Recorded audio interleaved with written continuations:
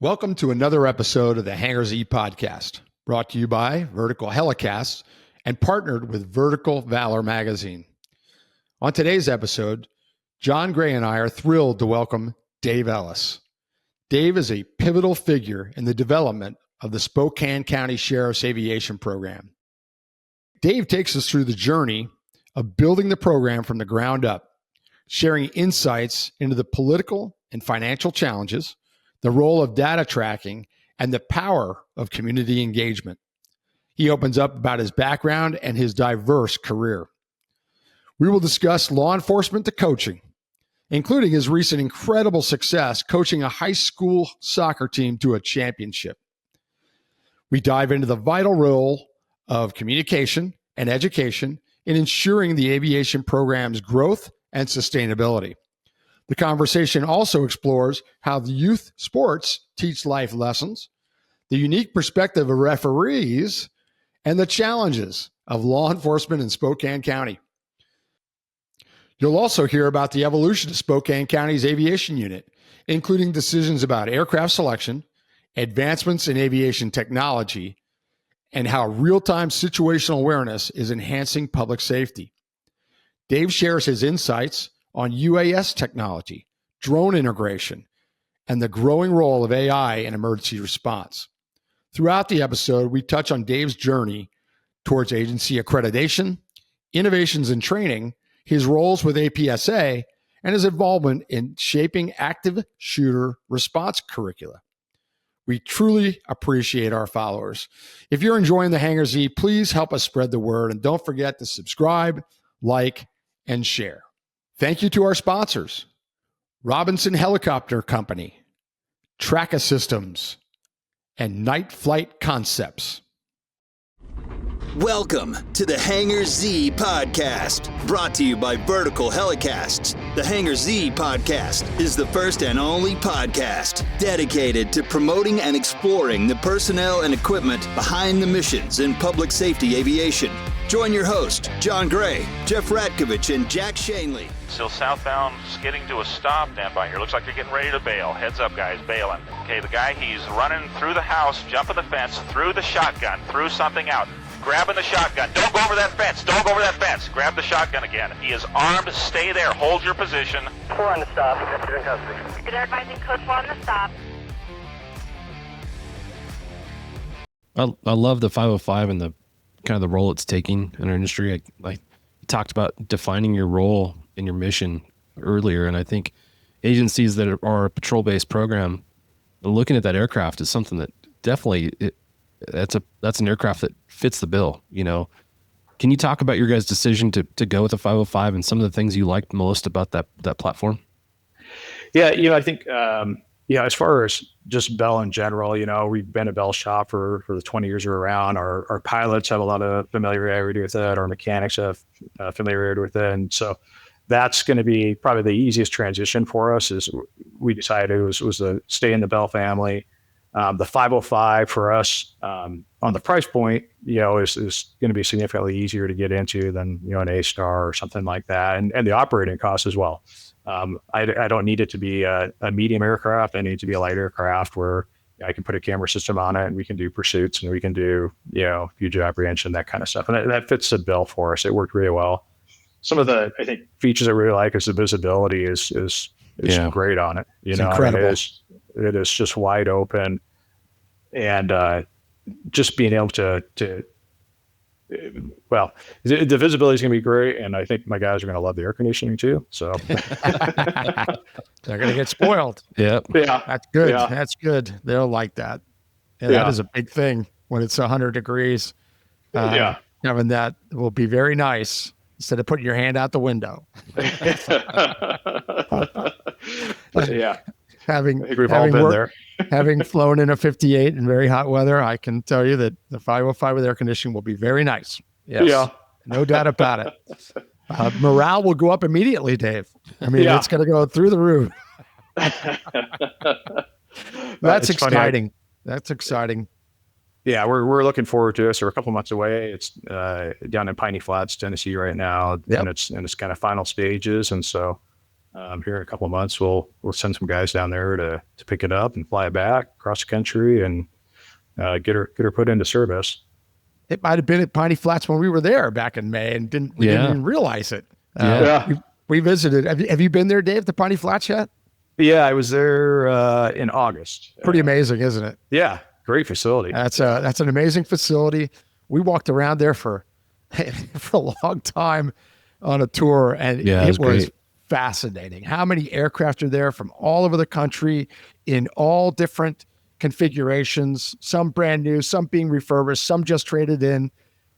It was really a cool experience. They treated us very well, and the Bell people were very nice to us, but we learned a lot that day. It was an interesting day. I'll never forget it. But I'm glad you've been there already to get to see what we saw. Yeah, it's interesting, just see all the different phases of it, and honestly, I love. I was kind of seeing some of the complete aircraft or near completed and getting ideas on the paint job. I was always like, oh man, that's really cool. We should incorporate that into our aircraft and stuff like that. Yeah, there's 100 different paint jobs in that building, all different colors and styles. And some of them are like, whoa, and others are just like, wow, that would really be cool if we could add that, that was a cool day. Never forget it. Talk about the unit now. Where are you at now as far as personnel? What mission equipment specific, are you using? And mission profiles, how has that changed with this new equipment? Yeah, so for staffing, we have about 30 members assigned to their support unit. We've got, it's always flowing a little bit, but about 9 pilots. Most of them are civilian, and then which has been a great program for us.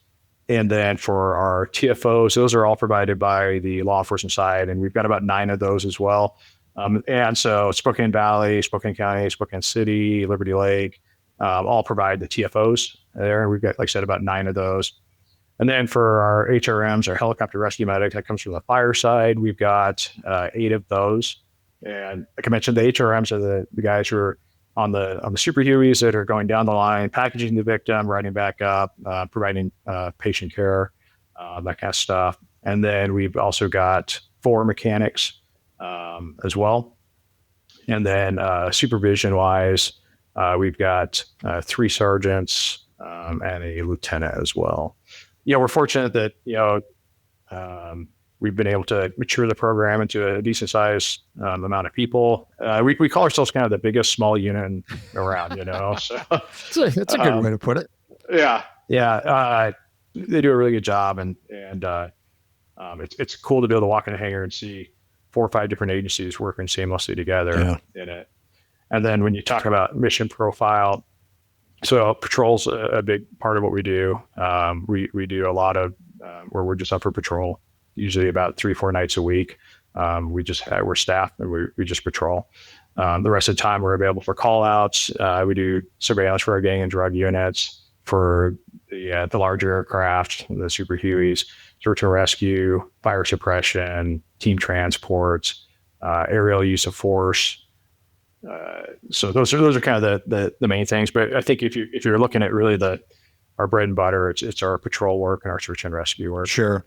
So as far as mission equipment, what kind of mapping system you got on your birds? We use the Traca suite. So it's got the integrated searchlight, moving map system, and camera system. We switched to that probably about 3 years ago. And we're also having that installed into our new 505 as well. It's been a great program. I think the things I really like about the Traca system is that, it's all integrated into one. And so you're not dealing with, one vendor saying, this isn't working and maybe it's the other vendor's fault and that kind of stuff. It's a self-contained one unit, and it just works. The customer service has been great for us. We call them and they jump right on it. Mike Kiphorn has been our rep, and he's just been over backwards to make it. And it's been interesting to see Traca really kind of expand its footprint into airborne law enforcement. And we also ironically use a product called Drone Sense, which is a video downlink type service. We use it for all of our drones. We also use it for our helicopters. And so We're able to stream the video live to everyone's cell phones and laptops and that kind of stuff. Anytime they're flying, they get that real-time situational awareness. We get a notification on our phones anytime an aircraft takes off, and I can just click on the link right there, and I get live video as to what's occurring. So when it comes to fire support, SWAT missions, even pursuit management, our supervisors love it. It's great to be able to get that real-time awareness, and it's unlike the old microwave downlink days and that kind of stuff, where it worked 20% of the time maybe. This just works, and it's very easy. Did you say it's a cellular downlink system? It is, yeah. Okay. Yep. How's that been? I know that cellular systems are really, they're growing in their capabilities. How's that been for you guys as far as reliability? And then to expand on that, can you talk about how that kind of generally how that technology works with the different wireless systems? Yeah, it works very well for us. Very rarely do we ever have an issue. We had a mission just 2 nights ago, 2 counties away in extremely rural area, where they had 2 missing duck hunters in a boat, and they called us to go search for them on the lake at midnight. Flight crews went out there. I got a notification saying they're headed there. Click on the link, and I was able to watch 2 counties away, and again, in a very rural area, watch the search live and be able to see exactly what happened. They ended up finding the boat, it capsized, and the 2 hunters had died. But we're able to see real time, as that's occurring. They're in Idaho frequently helping out and that kind of stuff, and so to be able to see those live videos, it's been great. Very rarely do we ever have any kind of cellular issues. We also have Starlink as well. We utilize Starlink for our SWAT and our aviation units, so we can put up a Starlink as well to connect in if we need to find additional connectivity. So are you guys receiving information through the Starlink to the ship as well, like CAD data and stuff like that? We don't do that. We do have CAD data in the aircraft, but it's purely relied upon cell service and that kind of stuff. So we do have in our aircraft, we set up a second TFO station in the back as well. And so there's CAD both in the front and in the back. They can pull the calls, but that part's not integrated into Starlink yet. But it's something that we probably need to look into and expand that. I think that's one of the things I'm most excited about, to see how the bidirectional technology, how that allows us to use the information better. You look at a lot of these real-time crime centers and the information they have access to. I almost envision something like that, where your TFOs now, in between calls, can figure out how to utilize some of this data that's being compiled by the real-time crime center and being proactive, airborne. That's a really good point. We just opened up a $5 million real-time crime center here in Spokane County. It's state of the art. And one of the things a real-time crime center do is integrating video feeds from all over the place.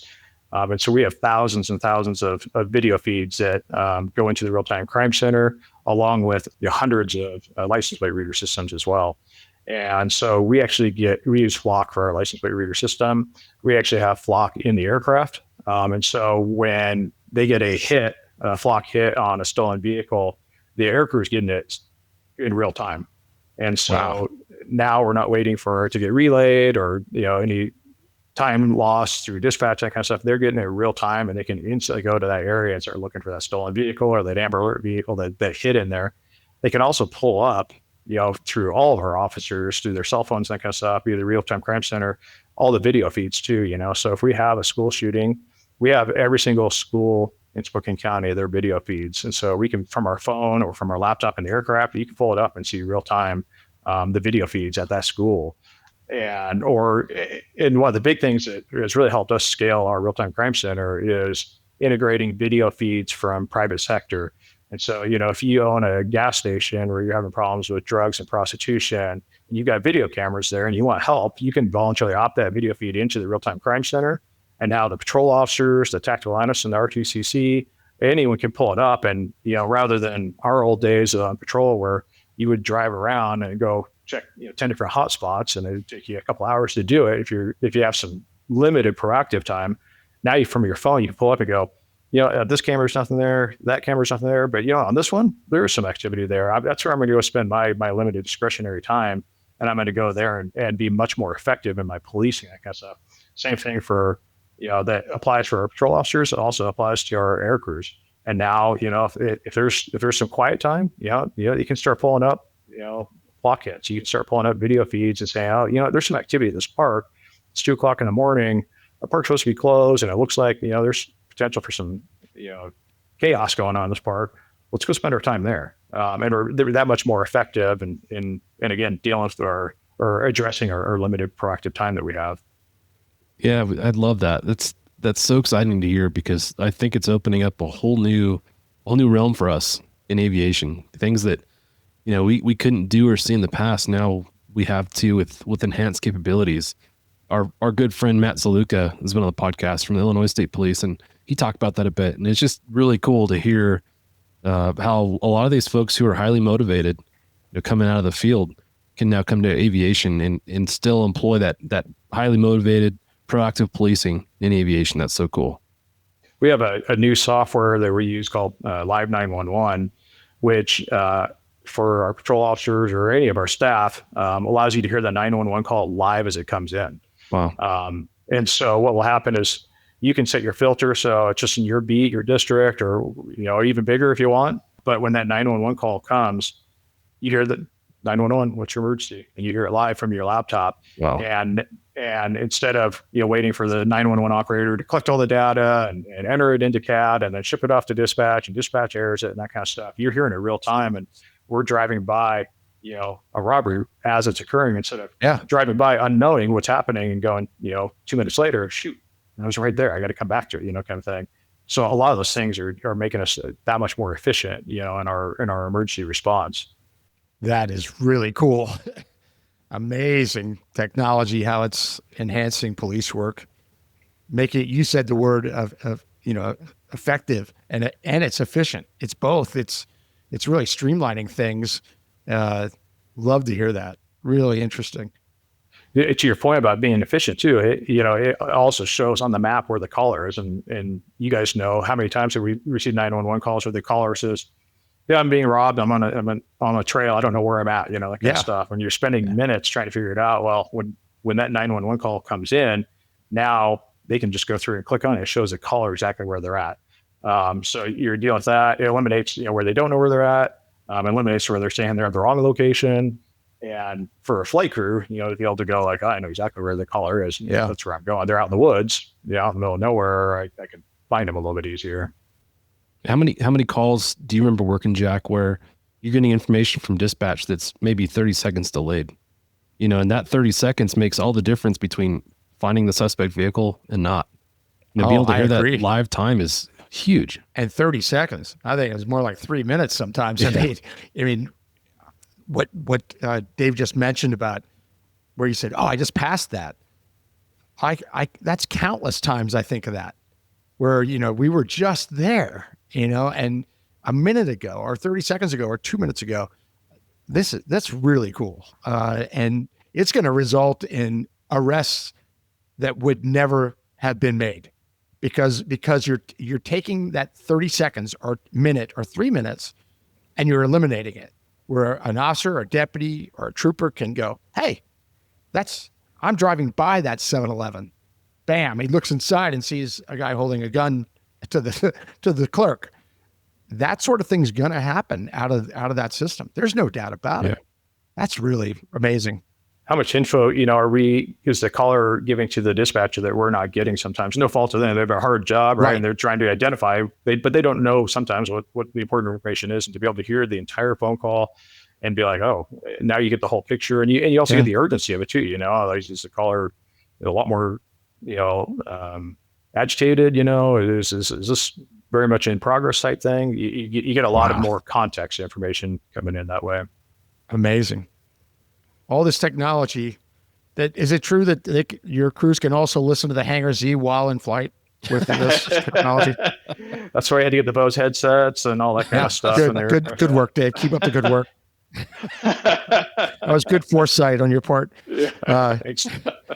A couple of really unique mission equipment items that your unit has that are not widely known about? I mean, people will maybe have heard of these two things, but tell us about first the AirTep platform, what it is, how it works. Thank you to our sponsor, Robinson Helicopter Company, the choice for unrivaled safety and reliability, so you can accomplish any mission with confidence. For more than half a century, Robinson has been at the forefront of the helicopter industry. From the R-22 to the R-66 turbine, Robinson makes helicopters accessible so more people can accomplish more missions. Climb higher. For additional information, visit www.robinsonheli.com. The AirTep platform is something that we're just getting right now. It's been used over on the west side by King County and Snohomish County, and it is a easy transport system for multiple people from the bottom of a helicopter. So basically, it's a platform that hangs down from the helicopter. It connects in, and you can go ahead and have up to 7 or 8 guys from your SWAT team or maybe search and rescue that need to be quickly inserted into a location. They go in, they hook into it, they stand on the platform, you take off and you go. And then when you get to your scene, you can go ahead and just land, and boom, you got 8 people who are off immediately. They just unhook and off they go, kind of thing, and you get back up in the air and go, kind of thing. So really valuable for SWAT insertions, especially for us, where we are covering remote areas, and we might be flying 2 hours to get somewhere, and it's going to be in a remote area, and we want to go ahead and deploy 8 members quickly. We can do that. Also valuable, we think, for search and rescue as well, where we need to get some ground searchers into an area in some of the remote areas and that kind of stuff. And rather than, either funneling up a couple at a time, or it could possibly be an area where you can't land. There's no suitable location, that kind of stuff. And instead of having to hoist one at a time to get 8 searchers in there and that kind of stuff, they can hook in, we can fly there, and we can get them there quickly. They can start getting the ground search going and everything. So we're really looking forward to that. King County and Snohomish County both have them and find them useful. I think they've also looked at it for high-rise rescue and stuff as well. If you have a fire or something like that, where you need to get people off the top of a rooftop rather than hoisting one at a time or something like that, now you can grab 7, 8 people, get them out of there and get them to safety. What's the length of the long line, or can it vary for that AirTep? I think it's like 50 to 100. Okay. Wow. That's really amazing. I mean, you could drop a crew into a wooded area, all at once. Very, very interesting, especially for your terrain. That's kind of why we ask about terrain with guests, and because it leads to why you have certain equipment, right? Which is going to be my next question too. That you have a piece of equipment that I honestly had not heard about until we talked briefly yesterday. The Reco search and rescue helicopter detector. Did I say it right? Reco? Yep. Okay. Tell us about that. Yeah. So Reco is a company that deals with a lot of search and rescue technology and that kind of stuff. And so what this does is we use it for avalanches, and we have a fair amount of avalanches in this area up on the ski resorts and in the mountains and everything. And what it does is, when you have an avalanche that occurs, if you're the victim that's caught in it and you're wearing the Reco emitter, it emits a signal, a radio frequency.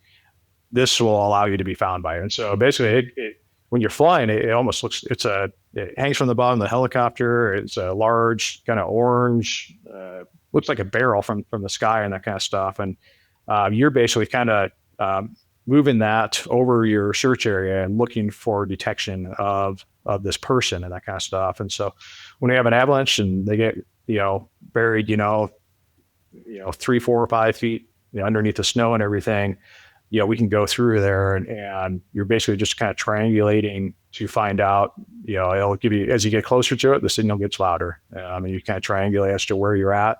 The flight crews can hear it, and then they can go through and say, okay, yeah, hey, ski patrol, this is your area. That's where you need to search right here. He's right underneath this area, that kind of stuff. It can be used for search and rescue as well too, but we predominantly use it for avalanche.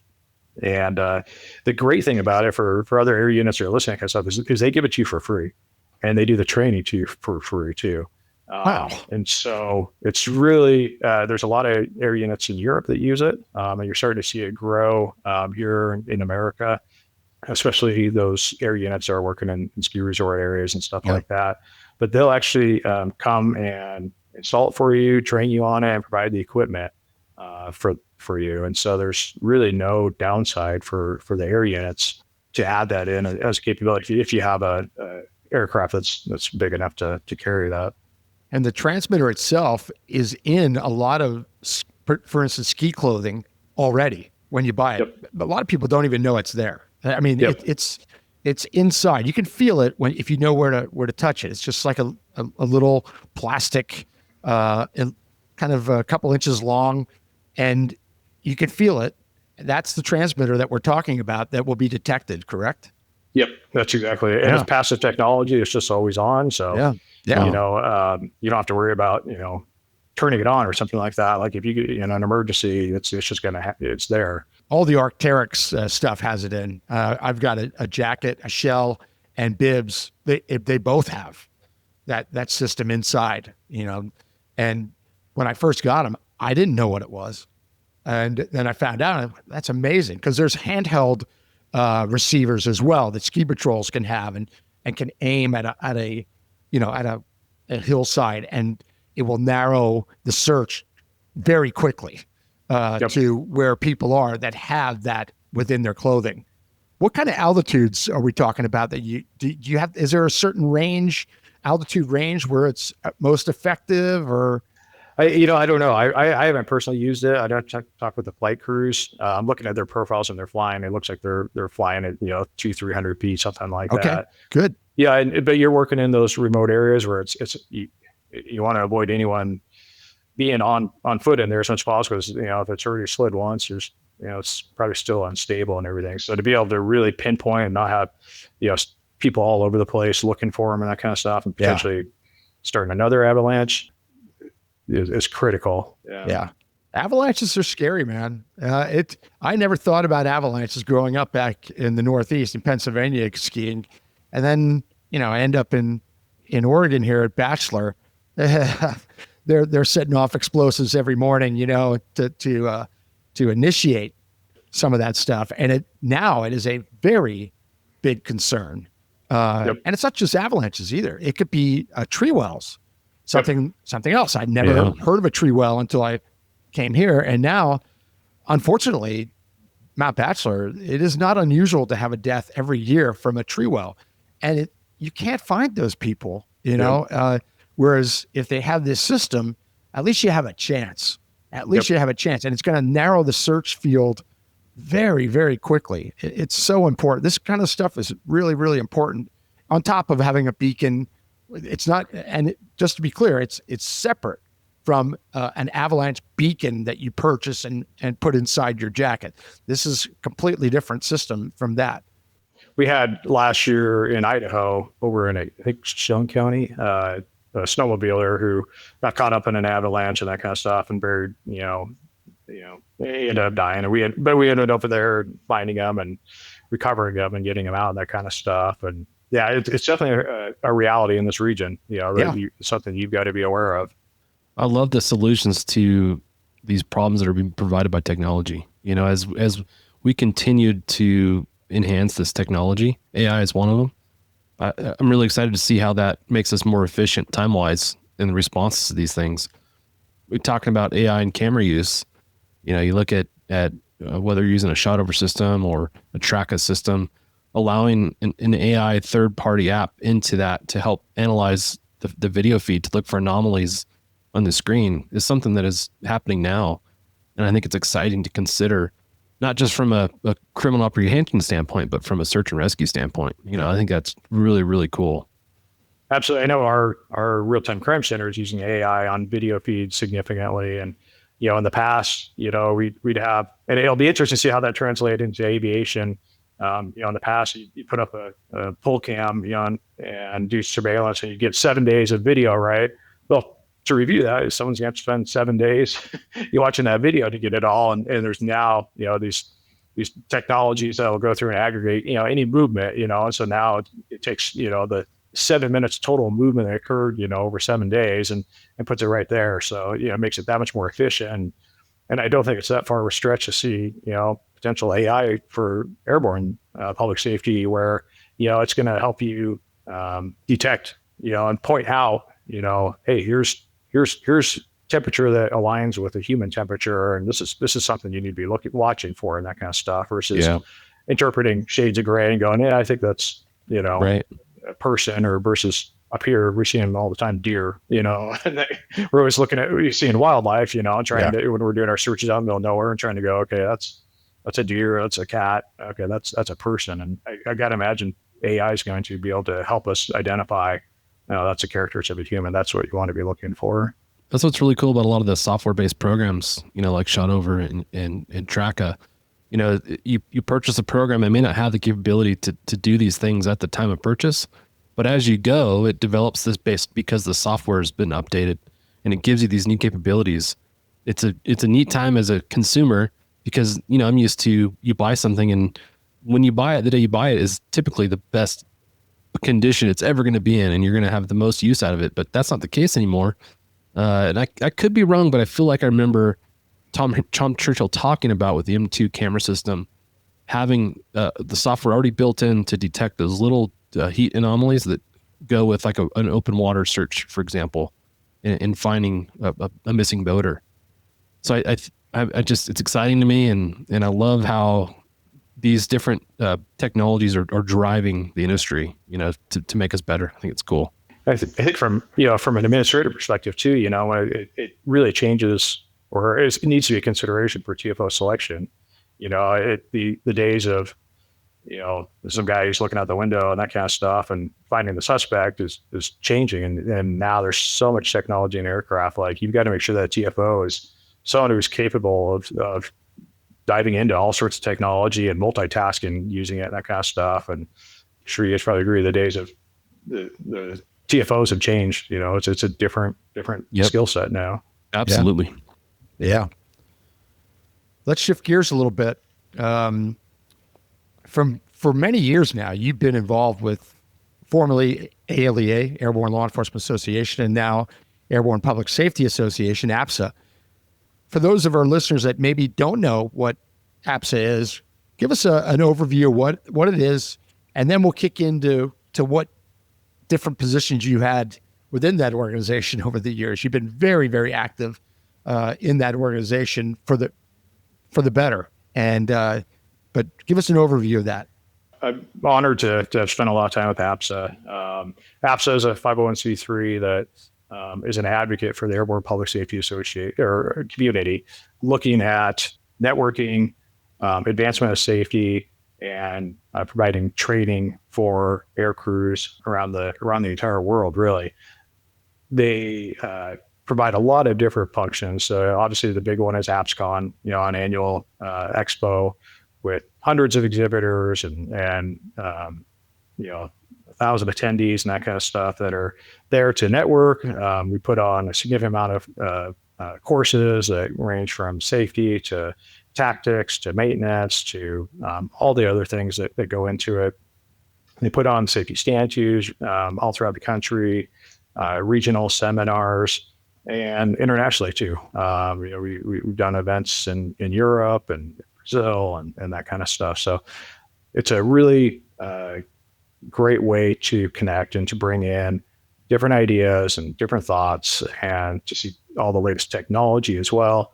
We have a magazine that comes out. There's a lot of newsletters that come out as well. There's online forums where people can share information.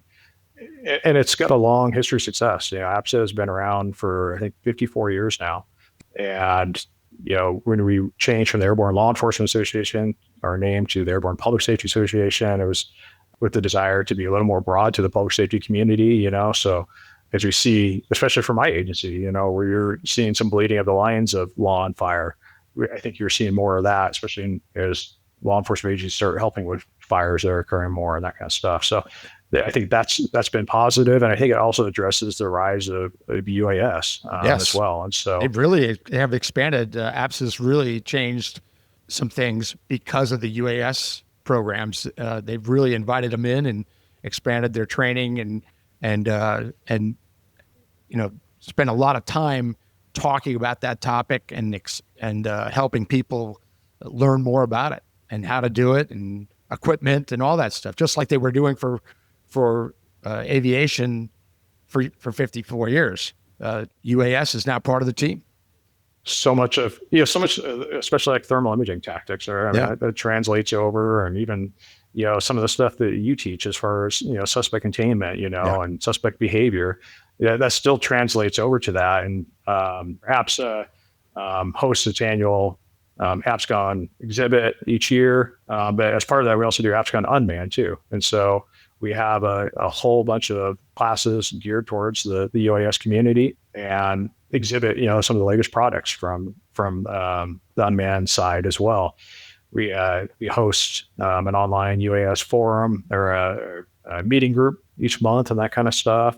And it's been kind of fun to watch the UAS community grow and learn some of the same lessons that manned aviation went through years ago and probably still going through now, right? Still going through, no doubt about it. Yeah. Still going through. Yeah. And so it is it's really broadened our membership and the interactions. I'm probably getting into it a little bit later, but my agency also runs UAS operations, and we operate it underneath the air support unit. It's part of the air support. We found that to be very successful, but APSA has embraced it, and I think we'll continue to see that.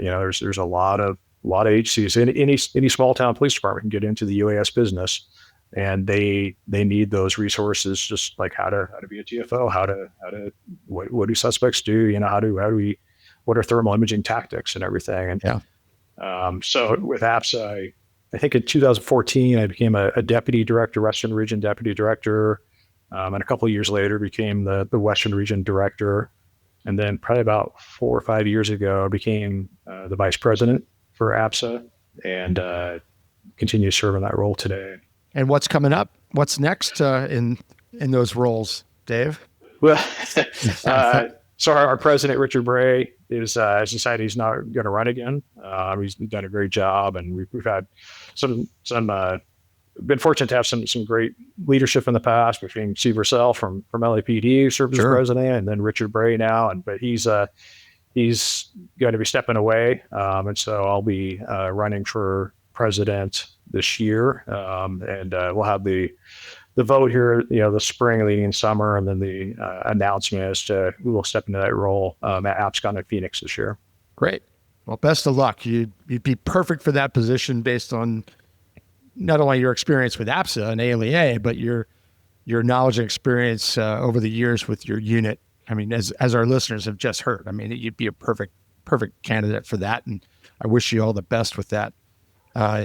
You went through all the positions. Not everybody does that. There's a lot of members, and they attend things, but it's hard work to step into those positions. It's a lot of extra work, and you did it without hesitation, and you've done a great job. I was around you a lot over the years and saw what you would do and listen to you, and thank you for everything you did in that role. Right. Richard, we wish him the best. He was just on the podcast this year when we were at APSCON, and he's always fun to have on. Richard's a kick. Yeah. And he's been involved for ages. I mean, his involvement with ALEA started many moons ago. It was amazing. He and Dan were comparing notes as to who joined first. I mean, it was that long ago. But part of what APSA does is something that your unit chose to do, and that's the accreditation. Your unit got accredited by APSA. Tell us about what is that accreditation and why that was important for Spokane County to be a part of. Thanks to our sponsor, Traca Systems. With over 25 years delivering groundbreaking searchlights, stabilized EO/IR cameras, mission mapping, and downlinking solutions, Traca products improve situational clarity and coordination with ground crews, increasing mission safety and effectiveness. Visit tracasystems.com. See clearly, act decisively.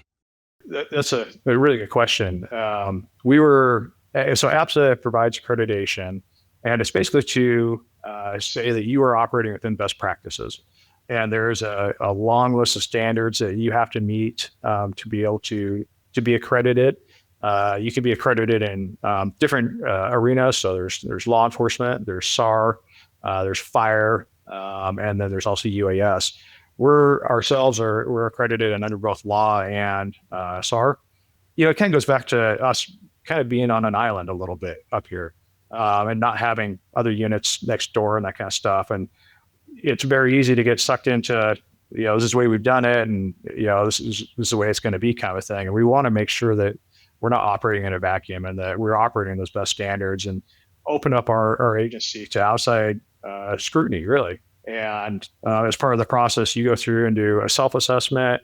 You go ahead and say that you review every standard. You provide proof that you're actually meeting those standards, and you send it back. It's reviewed, and then an assessor actually flies out to your agency and tours the facility, interviews staff, ensures that you are acting within the parameters of the accreditation standards and basically the best operating practices. So we were the fourth unit in the entire country to be accredited, and we were the first, smaller agency to be accredited, and we've continued to remain accredited, for the last probably 10 years or so. It's a lot of work, but it's worth it. Some of the benefits that we've seen is it reduced our insurance premiums. When we decided that we wanted to become accredited, we went to our insurance holder and said, "Hey, this is something we want to do. We want to make sure," and we've had a perfect safety record, but we want to keep that. So we went to them and said, "Hey, we want to do this." They actually paid for our accreditation, and then they actually reduced our premiums when we did it. I think it allows me as the chief and undersheriff to ensure that we are operating in a safe manner. And I think for the listeners and that kind of stuff, if you're thinking like, what other benefits are there? I think from an administrative side, it will help leverage some of the needs that you need. And so, you as a chief or undersheriff, I'm constantly being asked by units like, "Hey, about this equipment, how about this equipment? You need this," and that kind of stuff. And there's a little bit more urgency when it's tied to, you have to have this for accreditation. This is required. And so, when you hear that, that's one of those things that kind of raises it up on the list of competing needs with limited resources to be able to say, yeah, we've got to do that. So if you're a unit that is struggling to, have some of the protective equipment that maybe you should have, this is a mechanism to be able to go to your commanders and say, this isn't just me saying like, "Hey, I want this," this isn't just another ask. This is something that, we're being required to do if you want us to be accredited. So I think there's a lot of benefits to it. It's something that I support. And it takes some work, but to be able to, when we are dealing with those elected officials, to also be able to go in there and say, we have a perfect safety record, and we're one of the few agencies accredited, in the country and that kind of stuff. That helps. That helps you get to, where you're trying to get to. That saying, you can't be a prophet in your own village, comes to mind when you talk about that. If the chief sees me walking in the door every time with a request, I think he probably rolls his eyes the fifth time I walk in there with the request. But if the request is coming from someone else, not me, it changes the thing a little bit, in my opinion. Absolutely. Absolutely it does, and it'd be great for us to always, walk in the office to be like, "Hey, we need this, chief," and boom, it happens, kind of thing. But with limited resources and competing interests and that kind of stuff, it's hard. And I think that this kind of is a way to have an objective conversation about equipment that's needed, especially for safety purposes, our number one priority. Yeah, I love that. It's time for your Heli Life giveaway secret word. Listen up and remember this word because you'll need it to enter for a chance to win exclusive Heli Life gear. Ready? This episode's secret word is patrol. Visit contest.verticalhelicast.com to enter the secret word. You touched on this a minute ago about the drone program that Spokane County has, and that it's under your air unit, which we think is wonderful. We just had a nice conversation the other day with Clay Lacey and Texas TPS. I mean, just wow. I mean, hundreds of drones and operators, and it's under air support. And the way they're doing it, it sounds like you're doing the similar thing. Tell us about that UAS program, the nuts and bolts of it, as well as the philosophy of it, of being under air support. Yeah, we got into the drone business pretty early. I think our first ones were, probably 2015, 16. And we've really matured the program since then. We use a variety of different drones. We've got, a lot of the DJI ones. We've got Matrice 300s for our bigger stuff. We use Pix 4D for mapping scenes and that kind of stuff. We also have some of the Brinkley-Lemur indoor drones, which are pretty impressive. We use those for tactical situations where you can actually go through and smash a window. It can go through and communicate. We've had multiple situations where the suspect is barricaded in there with a gun, and we can fly it in there, and our hostage negotiation team or operators can talk back and forth with the suspect and convince him to give up. It's a de-escalation tool, and we use it that way. It allows us to be able to put a piece of equipment in there versus putting a SWAT team in there. Yeah. And so we get that awareness, we get that communication, and it's been really good. For philosophy on it, we being and you guys have seen this too in the aviation community, where a lot of the manned aviation can butt heads sometimes with the unmanned aviation, and we didn't want to have that. We looked at it as we already have subject matter experts in aviation. This is a part of aviation. Let's keep it within that unit, and now we can make sure that we're using the right tool for the right problem. Where we've seen a lot of really good use is on SWAT calls, where it's in a contained scene, right? It's in a house. He's not mobile. We know where he's at. We just need to keep an eye on him in case something goes out the back door, get some awareness, that kind of stuff. And we can do that without needing a helicopter. And there might be times where the helicopter's the right tool, but now we have the right aviation people knowing both sides of the house and knowing this is the right tool. Let's use this, or hey, let's use this. And there's none of that friction as far as which platform is going to be used.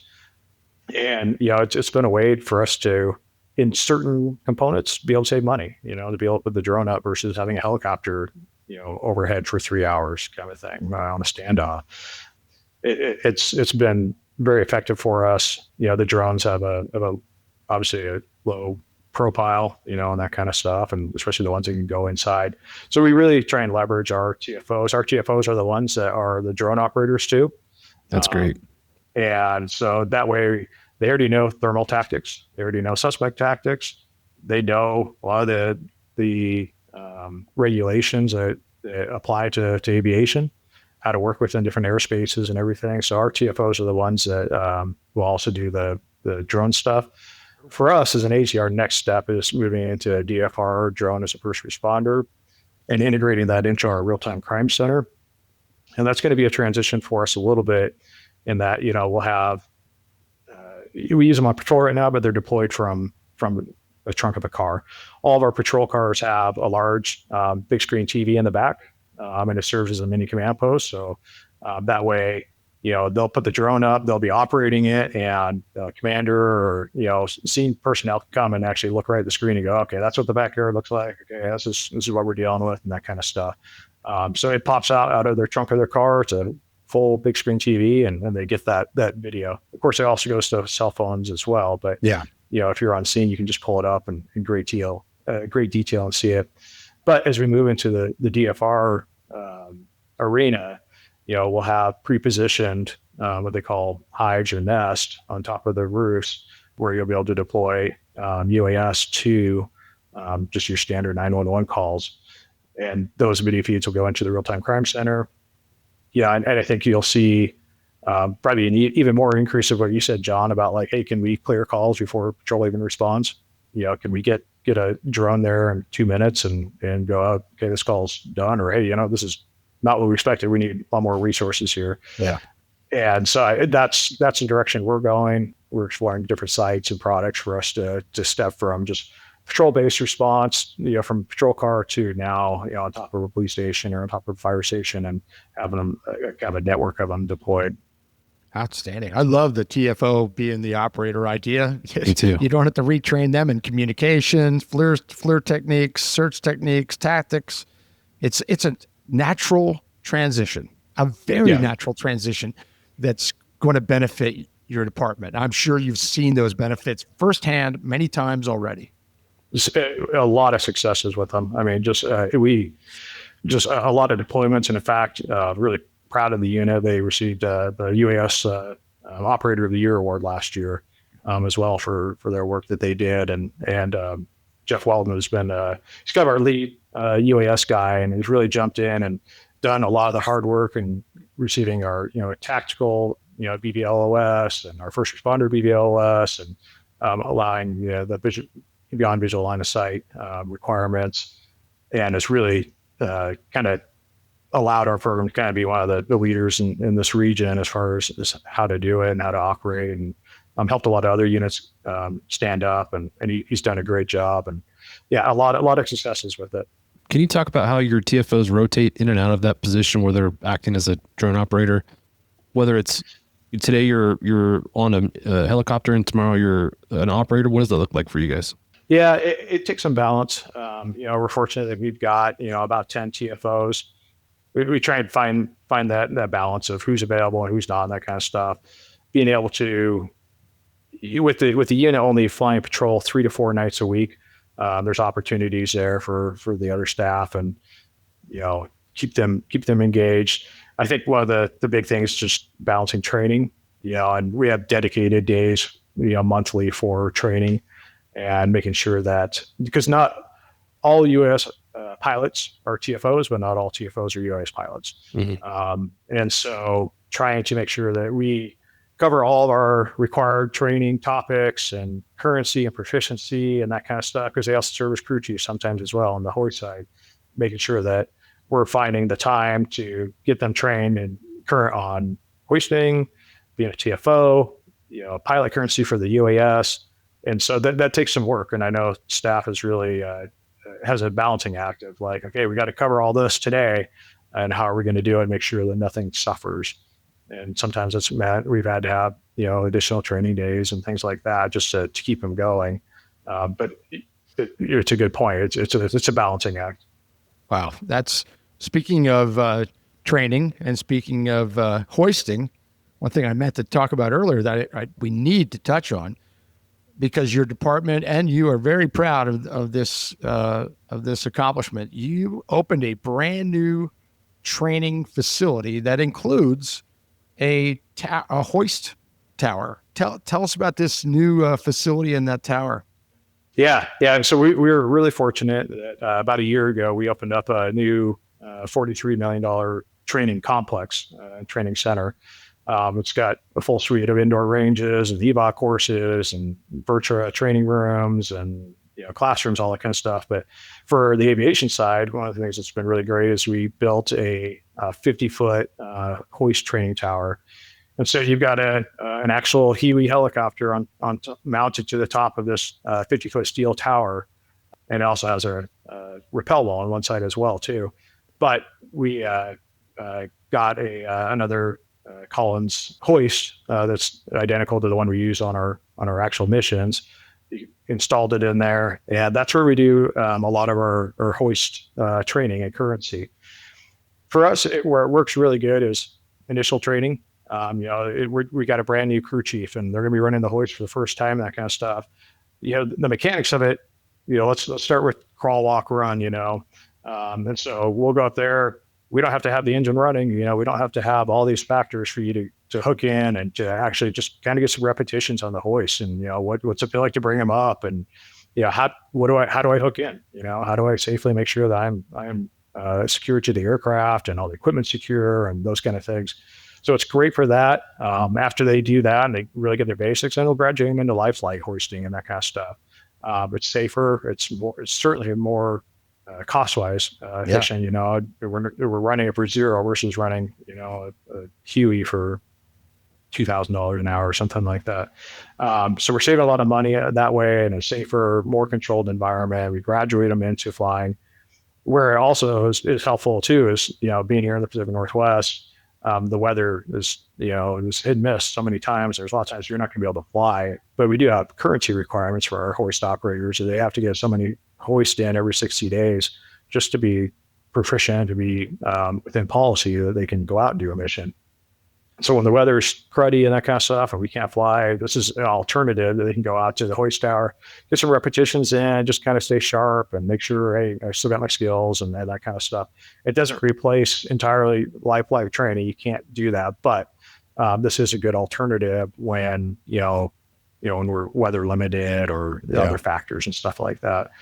And so we open that up to the region, and other partners can come there and use it. And it's been a great tool. It's just something that saves us money, keeps us a little bit safer, and allows us to keep that currency that potentially we might lose by poor weather. Right. Reps. We've talked about reps. Jim Moss comes to mind. How reps are important. What do you think, Dave? I don't want to put you on the spot. I know you said you didn't want any math questions, but I don't want to put you on the spot. But what do you think? Ballpark.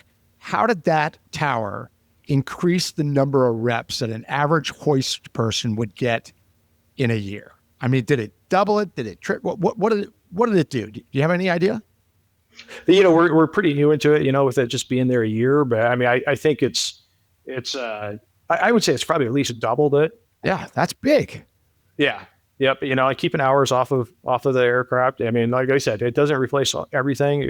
You can't replace all the dynamics of actual flight, but it does some of it. And, sure. If we use it as a way to enhance our training versus replace it, then that's great. That's really cool. Can't wait to see it. Can't wait to see it. For a new hoist operator to get an opportunity to go up there and cut out some of the external factors and focus on, okay, let's just get my basics down. Let's hook in. Let's just work on this, and then graduate them into some of the more complex stuff. Perfect. Crawl, walk, run is a good philosophy, isn't it? Yep. It works. Couple things as we start to wind down here. These are just some resume items that I just looked at and went, yeah, that's interesting. I'm going to ask Dave about that. 2018 FBI National Academy at Quantico. That's something that is a leadership-oriented type of thing. But tell us about your experience in that class, and if you had to pick one thing that you really got out of that and walked away with, what would it be?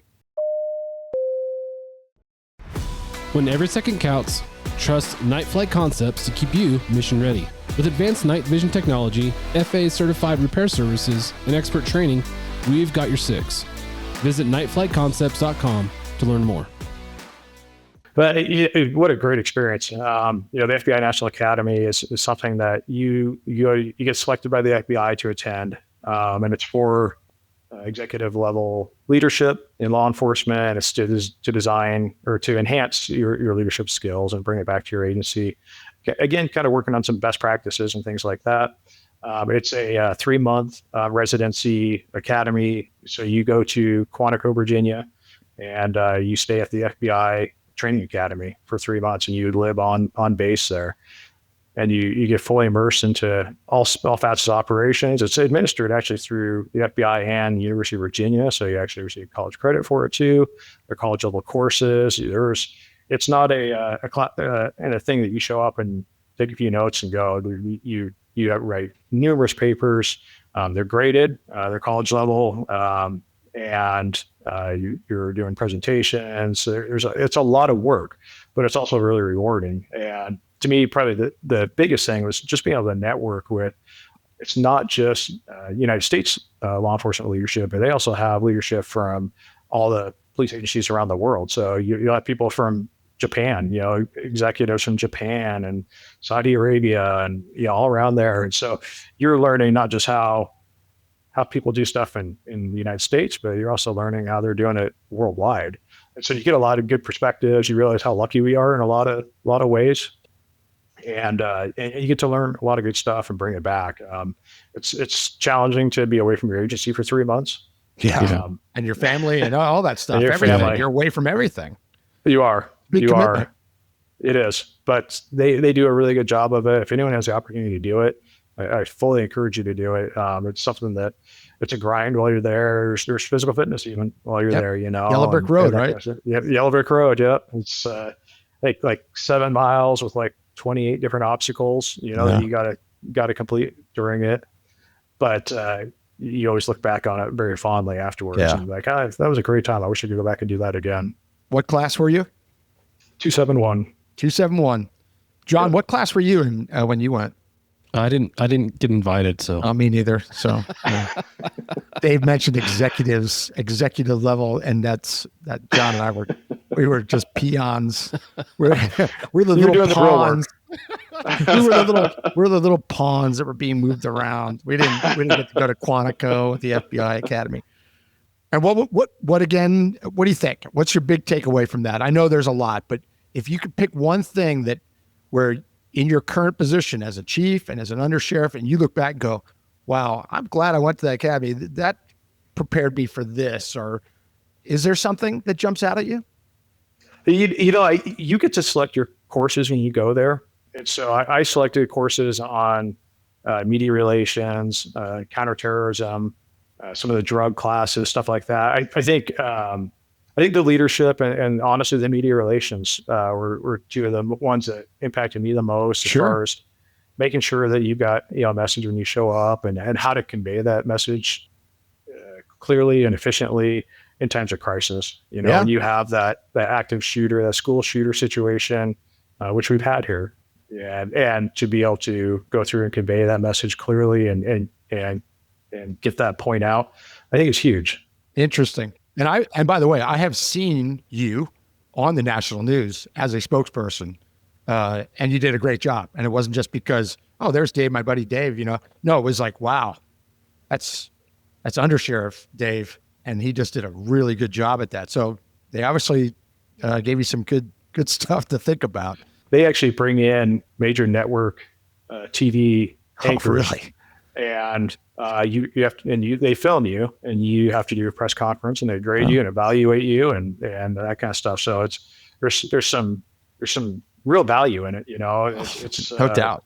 Yeah, it's not just taking a few notes. Like, you're going to go out, you're going to get filmed, you're going to get a copy of your video, and we're going to debrief, what you did good and what could you have done better. I mean, we've all seen people that obviously didn't get that training, and they struggle. And here I am, a retired law enforcement officer, looking at a chief or a sheriff or somebody in charge and going, "Oh my gosh, this is awful.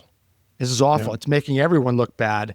It is an art form. You have one opportunity to get a message across to the media that are sitting in front of you with a dozen cameras.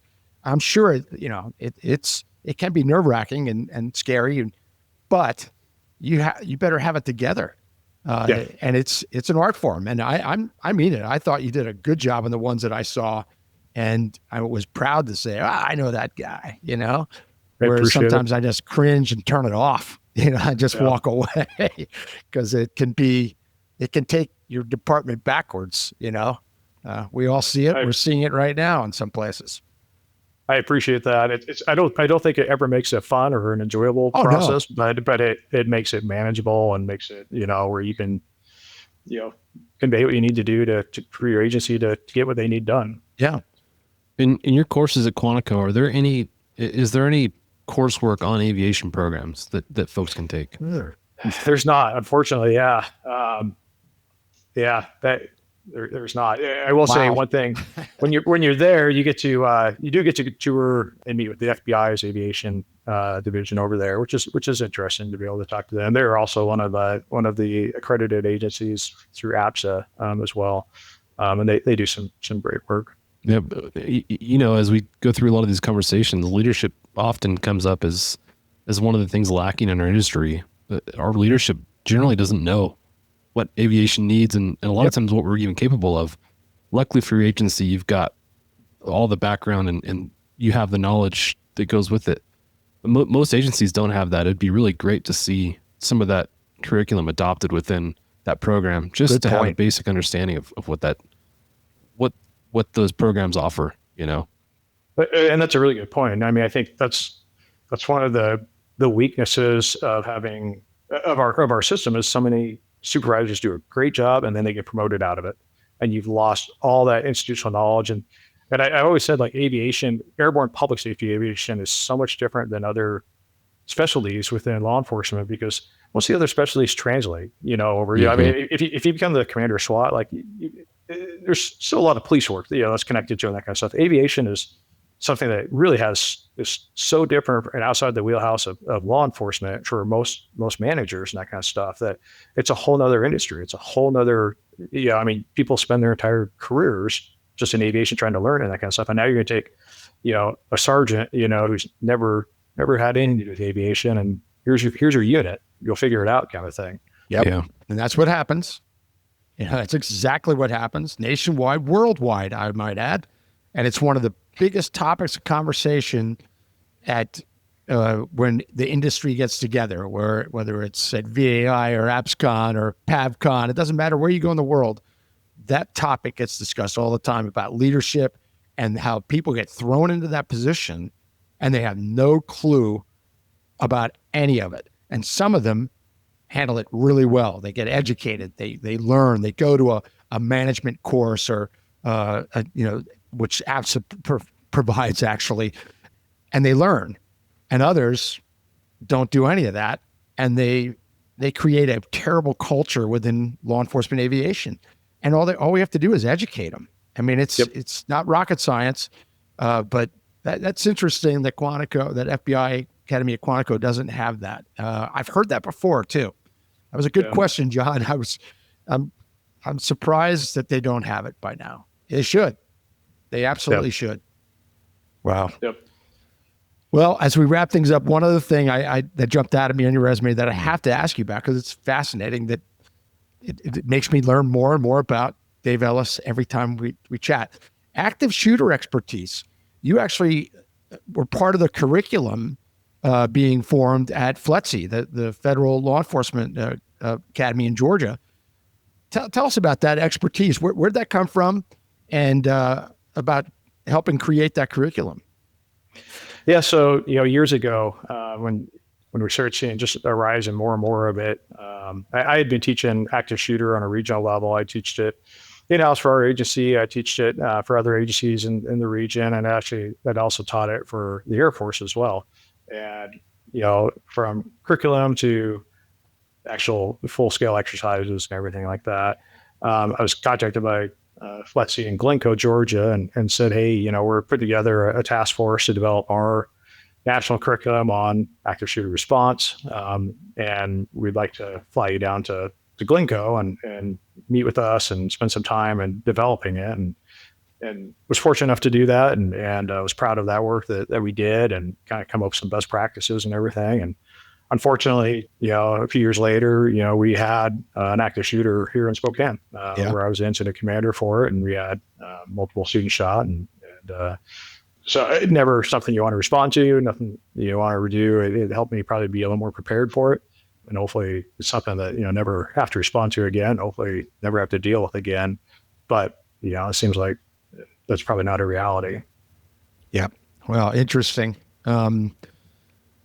John, any final questions or thoughts for Mr. Dave Ellis? Well, just one thing to kind of piggyback on what he just said. It reminds me of, I think it's your quote, and I'm going to butcher it, so you're going to have to correct me on the quote. But when the time to perform has arrived, the time to prepare has ended, or something similar to that. Has passed. When the time to perform arrives, the time to prepare has passed. Absolutely true. And when it comes to those active shooter responses and a lot of these hypothetical situations, the table talk situations that we discuss, I think conversations surrounding just conversations surrounding those things are important to help you process that stuff as you go. I'm interested to hear how that training kind of helped prepare you for the actual response. Yeah, I think you said the quote. Both of you said it right. I like it. You don't want to be, inventing that process when you do it. And especially, having a lot of it is having the relationships with the schools. Do they have an evacuation plan? Do they have a response plan for, how this is going to occur? And then for us, we've developed another really good partnership with the fire department, what we call RTF, Rescue Task Force, where, in the old days of, wait for SWAT to come in, and then they clear, and the fire department's standing, 2 blocks away and that kind of stuff. And while everyone's bleeding out, that's gone, and now the first responder is the first one. You get there, you go. And now as more resources come in, now you create warm and hot zones and that kind of stuff where safety corridors for our fire personnel to come in and start treating people, while they're bleeding out in there, get them that help and get them out of there and start getting them treated is huge. And so to be able to do that, for those partnerships to be done in advance with the fire department and with the schools, for everyone knows, like, if this happens, this is how we're going to respond. And there's always going to be a level of chaos.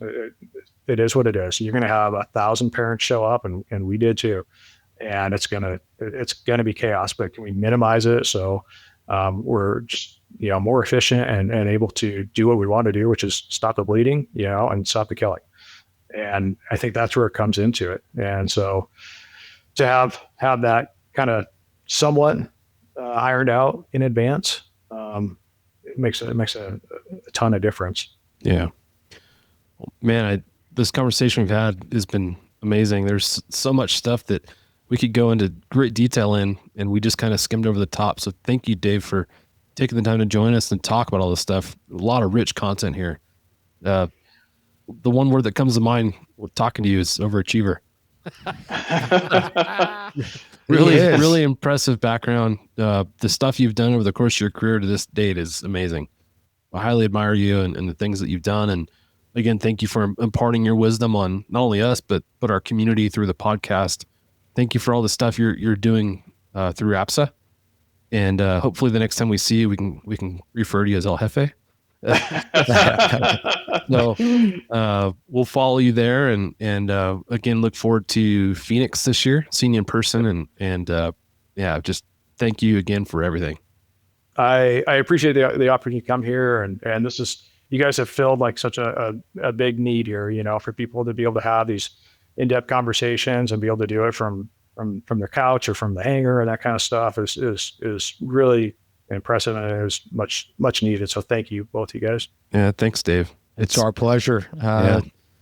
Dave, thank you so much. I just echo everything John just said. We'll see you in Phoenix. Looking forward to that, as we always do. Who knows? I might see you before then. We're not that far apart, and we do get to at least have dinner now and then and hook up. But we really appreciate you taking the time to join us and share your story. And it is a unique story in many ways, not just personally, but professionally. And I just love that I've been able to witness your aviation unit evolve over the years. I got to see it firsthand, not every day, just occasionally, but I knew the people that you were working with. I would hear it from them. I would hear it from you. And it's amazing what Spokane County has done. They've set a great example. I love the model. It works. It has worked for you guys very well. And you had a lot to do with that. I know it's a big team, but I know the dedication that you did. I know that not from you telling me, but from your peers telling me, and from the people that I have known a long time that helped you guys get started. So well done, Dave. Well done. Keep up the great work. You're doing great things, and I wish you the best for this presidential run that you're doing. And who knows, John, you might pull up in a limo or an armored limo or something. I'm hoping that happens the next time we see you. Yeah, me too. We'll go out for a ride together. Sounds good. Thank you so much, Dave. Thank you, my friends. Well, with that, thanks for listening. Thanks for watching. We hope that you enjoyed our visit with Dave Ellis as much as we did, because this was great. So until the next Hangar Z podcast, stay safe, fly safe, and we'll catch you on the next one. Cheers. Cheers. Cheers. Thanks for joining us for this episode of the Hangar Z podcast. Don't forget to like and subscribe to hear more stories that promote the personnel and equipment behind the missions in public safety aviation. Lastly, stand by for a message after a word from our sponsors. Cheers. Thanks to our sponsor, Traca Systems. With over 25 years delivering groundbreaking searchlights, stabilized EOIR cameras, mission mapping, and downlinking solutions, Traca products improve situational clarity and coordination with ground crews, increasing mission safety and effectiveness. Visit trackasystems.com. See clearly, act decisively. When every second counts, trust Night Flight Concepts to keep you mission ready. With advanced night vision technology, FAA-certified repair services, and expert training, we've got your six. Visit nightflightconcepts.com to learn more. Thank you to our sponsor, Robinson Helicopter Company, the choice for unrivaled safety and reliability so you can accomplish any mission with confidence. For more than half a century, Robinson has been at the forefront of the helicopter industry. From the R-22 to the R-66 turbine, Robinson makes helicopters accessible so more people can accomplish more missions. Climb higher. For additional information, visit www.robinsonheli.com. Thank you for joining us today for another great conversation on the Hangar Z podcast. We were fortunate to have Dave Ellis from the Spokane County Sheriff's Department join us. Dave's experience in helping to get the department's air unit up and running is so important for others to hear. He played a huge role in that unit's history and is always willing to share that journey with others. We were thrilled to have him join us today. Thank you again to all our followers and the sponsors that make this happen. The support we receive from MHM Publishing has been amazing. Don't forget to check out all the other Vertical Helicast podcasts, including the Real Rescue podcast, the Helicopter podcast, the Vertical MRO podcast, and the newest member of the family, the Valor Flight Crew podcast, covering the personnel and life-saving equipment behind helicopter air ambulance services. For more information, go to verticalhelicast.com. Catch you the next time on the Hangar Z podcast.